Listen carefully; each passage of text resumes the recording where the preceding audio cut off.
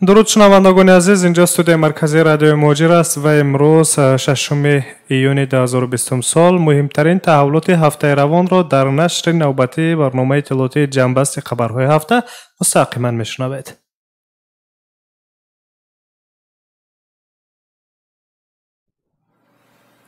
рӯзи 1 июн хабар дода будем ки ҳукумати қирғизистон дар гузаргоҳҳои роҳи кулунду ва қайрағоч дар қитъаи сарҳадии давлатии миёни қирғизистону тоҷикистон маҳдудияти муваққатӣ ҷорӣ кард. фармони дахлдор рӯзи 20 майи соли ҷорӣ ба тавсиб расидааст ки он маҳдудиятҳоро барои ҳама намуди воситаҳои нақлиёт ва одамон дар пай дорад, хабар дода буд Акюпресс. дар ин зимн тибқи фармони мазкур вазорати корҳои хориҷии қирғизистон аз тадбири ҷоришуда ҷониби тоҷикистон ва дигар давлатҳое ки ба манфиати онҳо метавонад таъсир расонад бояд огоҳ созад. аммо то ба ҳолати 1 июни соли равон чунин огоҳиро вазорати корҳои хориҷии ҷумҳурии тоҷикистон дарёфт накарда буд. ёдовар мешавем ки дар робита бо эълони пандемияи коронавируси навъи COVID-19 ва вазъи пайдо шудаи эпидемиологӣ вазорати корҳои хориҷии ҷумҳурии тоҷикистон рӯзи 24 марти соли равон хабар дода буд ки гузаргоҳи сарҳадӣ байни ду кишвар баста шуданд. ин маҳдудият ба шаҳрвандони мо ки ба тоҷикистон ворид мешаванд ва шаҳрвандони дигар кишварҳо ки тоҷикистонро тарк мекунанд, ронандагони воситаҳои нақлиёти боркаш, дипломатҳо ва оилаҳои онҳо ки дар тоҷикистон аккредитатсия карда шудаанд, инчунин аъзои ҳайатҳои ҳукумат татбиқ намегарданд, омада буд дар хабари он замон эълон доштаи вазорати корҳои хориҷии ҷумҳурии тоҷикистон.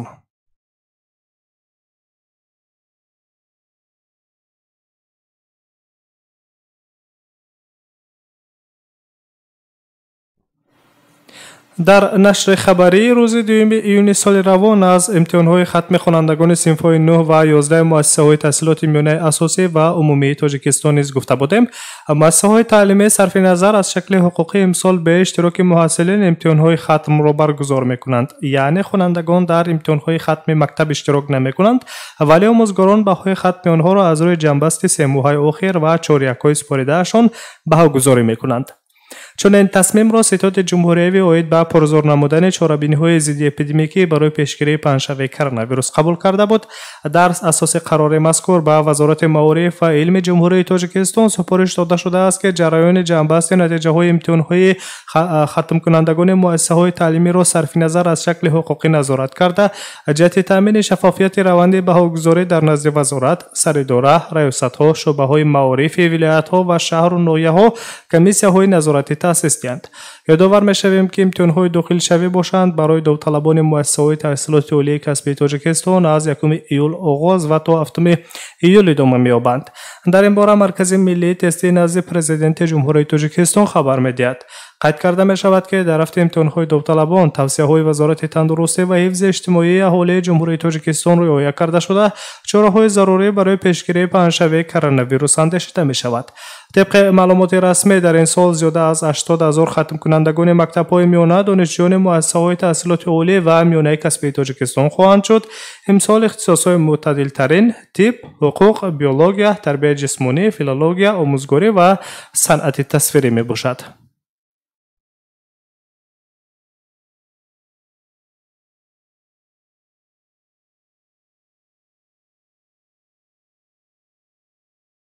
ҷамъбасти хабарҳои ҳафтаро мешунавед ва аз тоҷикистон берун меравем ба тарафи аврупо. дар оғози ин ҳафта сарвазири Канада ба ширкати Владимир Путин дар нишасти G7 мухолифат кард. ҷастин Трюдо гуфт ки Русия то ҳол ба қоидаҳои байналмилалӣ беҳурматӣ мекунад ва ҳоло ҳам як нерӯи харобкунанда ба ҳисоб меравад. қаблан Кремл гуфта буд ки бозгашти Русия ба формати G8 ҳадафи онҳо нест.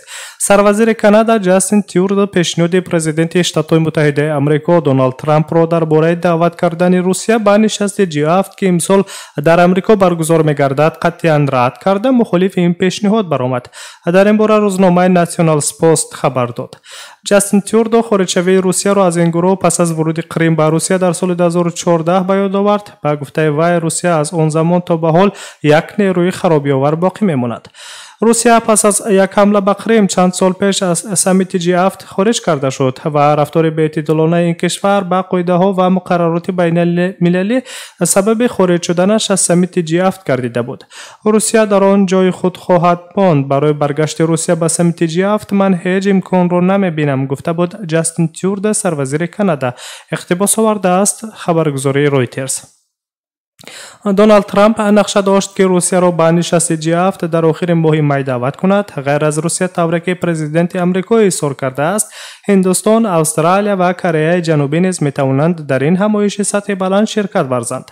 علاوه بر این، رهبر آمریکا گفته بود که وی نیت دارد حداقل جلسه کشورهای شرکت کننده را تا ماه سپتامبر سال روان به تاخیر اندازد.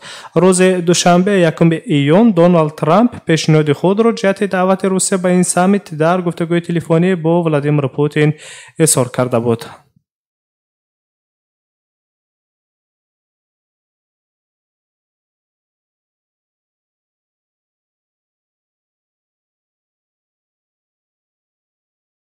از اروپا به روسیه برمیگردیم. این هفته شورای فدراسیون روسیه قانونی را تصویب کرد که به قیدگیری خارجیان را از این به بعد خیلی آسان میکند. خبر داده بود ریا نوستی.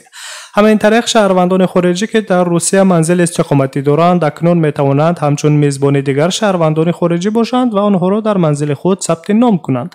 طبق تغییرات نو، شهروند خارجی من بعد میتواند پس از آگاه نمودن مقامات ثبت مهاجرت به شهروند خارجی یا شخصی به شهروندی بنا و یا اتاق استقامتی را پیشنهاد کند. انتظار می‌رود که این تغییرات ثبت نام در جای به قیدگیری برای مهاجران را نیز ساده‌تر می‌کند. پیشتر خبر داده شده بود که در روسیه به شخصان به شهروندی دادن شهادتنامه‌های موقتی پیشنهاد کرده می‌شود. حجت به مهاجران امکان می‌دهد که در روسیه باشند و قرارهای قبلا قبول شده درباره منع ورود به روسیه را بکار کند.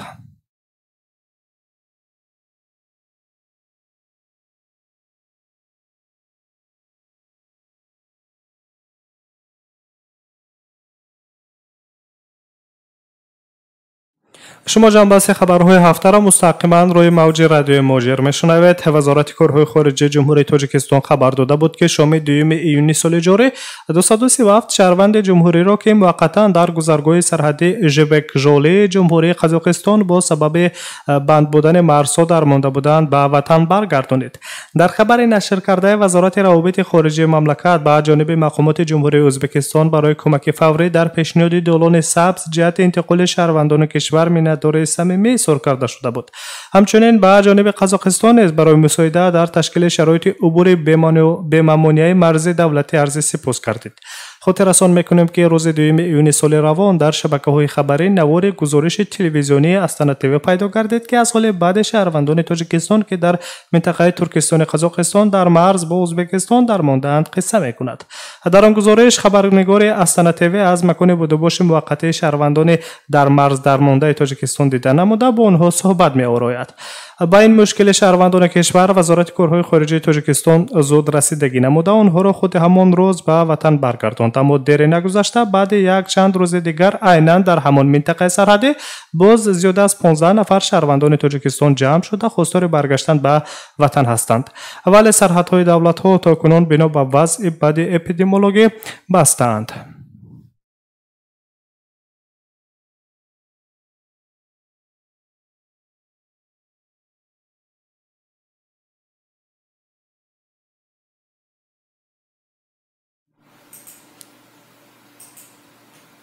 پارلمان قرقیزستان تغییرات را به سازشنامه درباره شرط جایگیرکنی پایگاه هوایی روسیه در منطقه نظامی کنت بررسی خواهد کرد. روسیه برای پایگاه نظامی خود قطعه زمین 866 را از 10 هکتار را از قرقیزستان به اجاره گرفته است و هم ساله برای آن 4.5 میلیون دلار پرداخت میکند. پس از سنجش جانب قرقیزستان معین کرده است که ارتش روسیه تقریباً 100 هکتار زمین را از زمانی که در سازشنامه ذکر شده است بیشتر استفاده میکند. در این رابطه بین قشونهای گنرالی قرقیزستان و وزارت مدافع فدراسیون روسیه لایحه پروتکل درباره وارد نمودن تغییر و علاوه ها به سازشنامه از 20 سپتامبر سال 2012 آماده کردند که مسائل اجاره، استفاده مشترک به استوای هواپیمایی بسرنشین در قلمرو جمهوری قرقیزستان، همچنین تجدید نابودی خط‌سیر پایگاه هوایی روسیه را در بر میگیرد. خبر داده بودند رسانه‌های قرغیزستان. پس از یک امضای سازشنامه نو، اجاره زمین قرغیزستان برای ارتش روسیه سال تا 4.7 میلیون دلار افزایش می‌یابد. متخصصان قرغیز تجدید راه پرواز را در حدود شهرک نظامی بیش از 2 میلیارد روبل ارزیابی کردند که تخمین می‌رود خراجات آن را جانب روسیه پردازد. پس از به اتمام رسیدن سازشنامه، خط پرواز با تکمیل دهی آن به جانب قرغیزستان برگردانیده می شود. طبق کودکس زمین جمهوری قرغیزستان و این سازشنامه، انتقال زمین به جانب روسیه غیر امکان است. یادآوری می‌کنند رسانه‌های قرغیزستانی. پایگاه نظامی روسیه در قرغیزستان اول سالهای 2000 فعالیت نموده ایستاده است. قوه‌های اساسی آن در شهرک حربی کند در نزدیکی بیشکک جایگیر می‌باشند.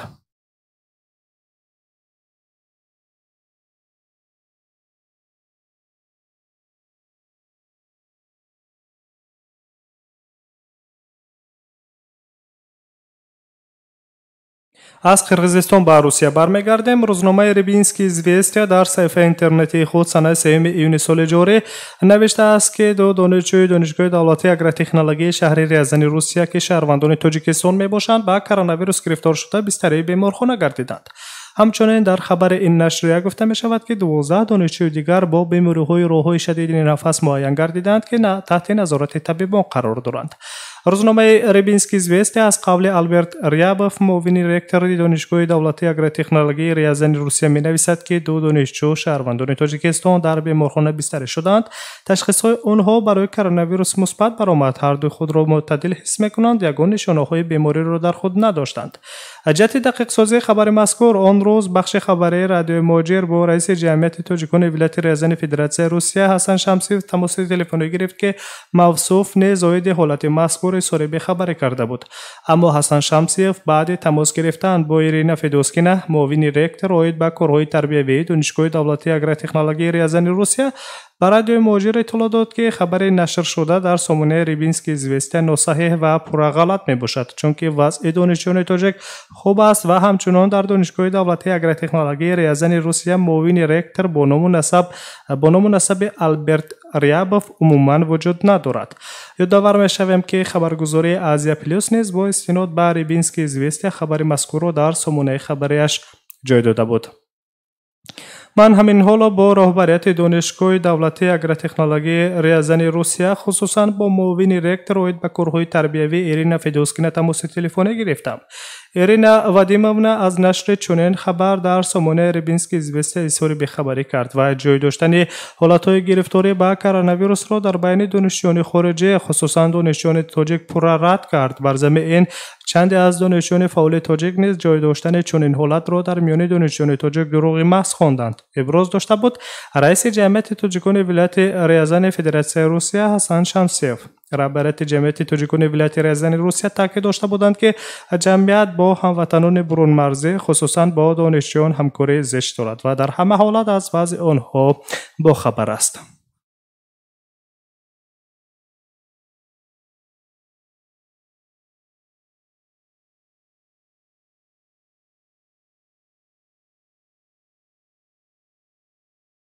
از روسیه به امریکا می رویم. این هفته وزیر مدافع ایالات متحده آمریکا مارک اسپر ضد دعوت کردن ارتش برای پیشگیری بیش از یک هفته اعتراضهای عمومی در این کشور برآمد کرد. سبب اعتراضهای سرتاسری در آمریکا مرگ یک افریقایی با نام جورج فلوید گردیده بود که پس از بازداشت از جانب پلیس به هلاکت رسید. پرزیدنت شتات متحده آمریکا دونالد ترامپ اصرار کرد که ارتش را برای پراکنده کردن تظاهرگران و برقرار کردن ترتیبات استفاده میبرد.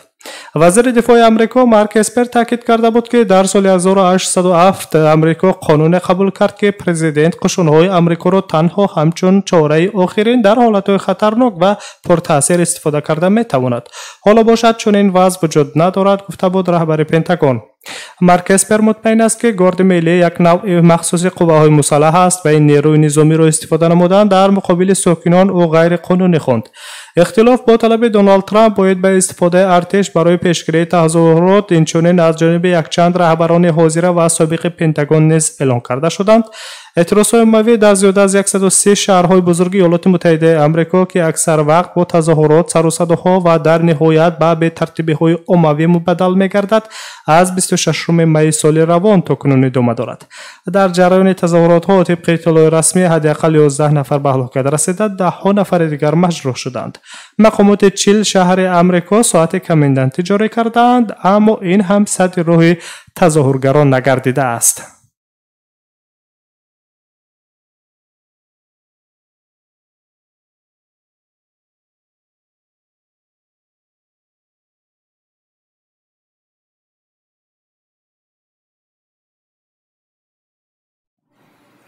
чорум июни соли равон ситоди ҷумҳуриявии мубориза бо коронавируси навъи COVID-19 ба аҳолии Тоҷикистон як муроҷиати расмӣ намудааст ки матни он дар сомонаи Вазорати тандурустӣ ва ҳифзи иҷтимоии аҳолии кишвар низ ҷой дода шудааст.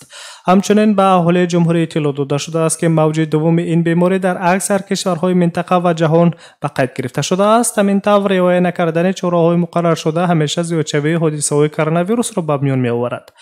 бо назар дошти ин, ситоди ҷумҳуриявии мубориза бо вируси COVID-19 дар Тоҷикистон аз тамоми шаҳрвандони кишвар даъват мекунад ки қоидаҳои гигиенаи шахсӣ ва ҷамъиятиро қатъан риоя кунанд, дар воситаҳои нақлиёт ва дигар ҷойҳои ҷамъиятӣ ниқобҳои муҳофизатӣ пӯшанд ва масофаи байни 1.5 то 2 метрро қатъан риоя кунанд, гуфта мешавад дар муроҷиатнома. инчунин аз аҳолии Тоҷикистон даъват карда шудааст ки аз минтақаҳои зисти худ безарурат ба сафар набароянд, дар ҳолати рафтан ба ҷое қоидаи санитариро ҳатман риоя кунанд. ситоди марказии ҷумҳуриявӣ бар зидди COVID-19 аз ҳамаи шаҳрвандон даъват мекунад ки то ба эътидоли вазъи эпидемиологӣ дар кишвар аз баргузор кардани ҳама гуна чорабиниҳо, идҳо ва маросимҳои азодорӣ худдорӣ кунанд. ҳамчунин ҳушдор низ дода шудааст ки дар сурати риоя накардани талабот ба қоидаҳо оид ба пешгирии паҳншавии вируси COVID-19 дар кишвар нисбати онҳое ки ин талаботро риоя намекунанд чораҳои қонунӣ андешида мешавад.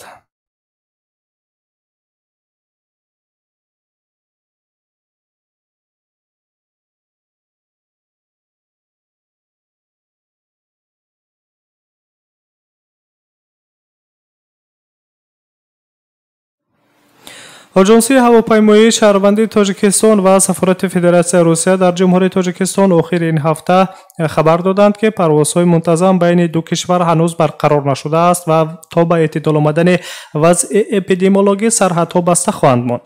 дар хабари муштарак омадааст ки парвозҳо ҷиҳати барқарории парвозҳои муштараки Тоҷикистону Русия асос надоранд. ин хабар эътибор надорад иҷрои парвозҳои муқаррарӣ байни Тоҷикистон ва Русия танҳо пас аз ба эътидол омадани вазъи марбут ба COVID-19 ва эълони расмии мақомоти ваколатдори давлатӣ оғоз меёбад, омадааст дар хабари муштарак.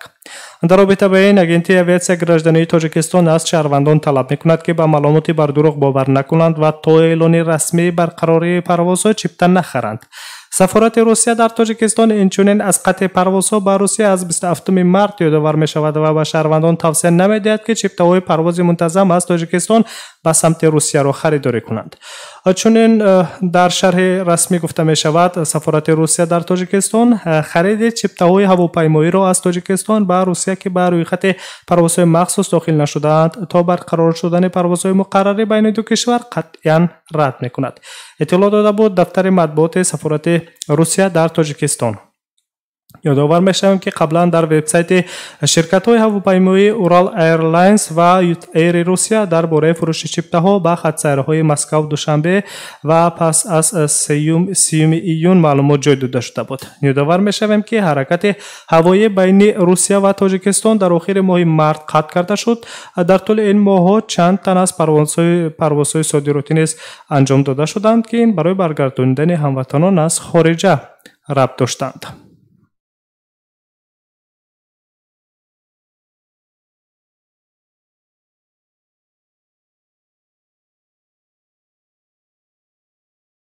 шумо ҷамъбасти хабарҳои ҳафтаро мустақиман мешунавед ва назар мекунем ба Иттиҳоди Аврупо. иттиҳоди Аврупо метавонад таҳримҳои навро ба Русия барои амалҳои ҳакерӣ эҳтимоле ки дар ҳамла ба Бундестаг дар соли 2015 ширкат доштанд ҷорӣ кунад. آلمان تشبرسکار این غایه است، اما این کار تصدیق همه کشورهای اعضای اتحادیه اروپا را طلب می‌کند. این می‌تواند بار اول باشد که اتحادیه اروپا برای فعالیت هکری تحریمات جاری می‌کند. اتحادیه اروپا آماده است که با یک گروه هکران روسیه که در حمله به بوندستاگ آلمان در سال 2015 گمانبر دانسته می‌شوند تحریمات جاری کند. می‌نویسد روزنامه پولیتیکو با استناد به 3 دیپلماتی که با جریان تهیه چاره‌های تحریماتی ضد روسیه آشنا هستند. طبق معلومات منبع، مشورت‌های داخلداری دیپلمات‌های اروپایی علاقه 3 ایون در بروسل برگزار شده بودند. سخن درباره تطبیق چاره‌های نوی واکنش به حمله‌های هکری بر ضد کشورهای عضو اتحادیه اروپا می‌رود. حجت چهارچوبه ماه می از جانب شورای اتحادیه اروپا پیشنهاد کرده شد. طبق اطلاع منبع‌های روزنامه پولیتیکو گفته شده تا به تصدیق تحریمات چند ماه به طور پنهانی زیر مهر مخفی طول کشیدند. کشورهای اتحادیه اروپا نمی‌توانند موقع مشترک را در این زمینه به دست آورند، اما وضع دقیقاً پس از آنکه صدر اعظم آلمان خانم آنگلا مرکل ضد روسیه عیب را اعلان داشت به کلی تغییر یافت. حجتی که شورای اتحادیه اروپا قبول کرده است جاری کردن تحریمات شدید را به اشخاص علاهیده و سازمان‌هایی که در حمله‌های هکری و کیبری دست دارند و چنین عمل‌های آنها به اتحادیه اروپا تاثیر نظررسی منفی می‌گذارند تطبیق تحریمات را تصدیق می‌کند. در بین چاره‌های تحریماتی منع ورود به اتحادیه اروپا و قطع دارایی‌های شخصان واقعی و حقوقی، اینچنین منع شهروندان یا شرکت‌های اتحادیه اروپا برای مبلغ گذاری فعالیت چنین سازمان‌ها و شخصان علاهیده را در بر می‌گیرد. در این باره رامبلر خبر داده بود.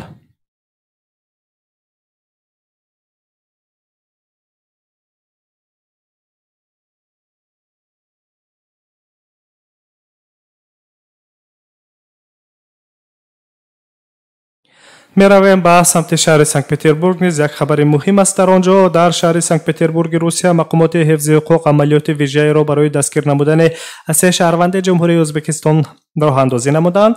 سبب تحت جستجو قرار گرفتن 3 مهاجر مهنتی ازبکستانی در آن است که مقامات آنها را در تجاوز به ناموس و عملهای دارای حرکت‌های خصوصیت شهوانی داشته گمانبر می‌دانند.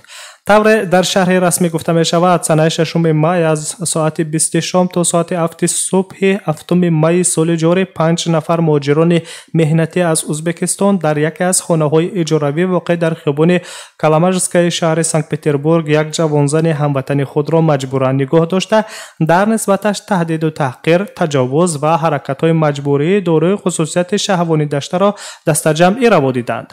جوانزن جبر دیده ازبکستانی بعد از چنگال گروه جنایتی رها شدن زود به پلیس مراجعت می‌کند. حالا باشد قضیه مذکور کمیته تفتیشاتی فدراسیون روسیه اوید به ولایت لنینگراد و شهر سنت پتربورگ بر عهده گرفته از روی جنایت صادر شده در اساس طلبات ماده 131 تجاوز به ناموس و ماده 132 حرکت‌های دارای خصوصیت‌های شهوانی داشته کدکس جنایتی فدراسیون روسیه پرونده جنایتی آغاز نموده است که تفتیش قضیه ادامه دارد.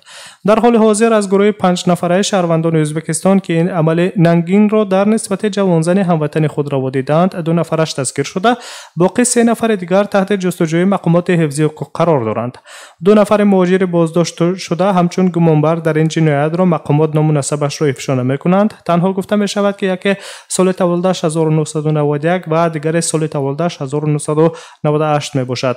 درباره شخصیت 3 گمانبر دیگر این جنایت معلومات بیشتری در دست نیست، اما معین شده است که آنها در مقامات مهاجرت ثبت نام شدند.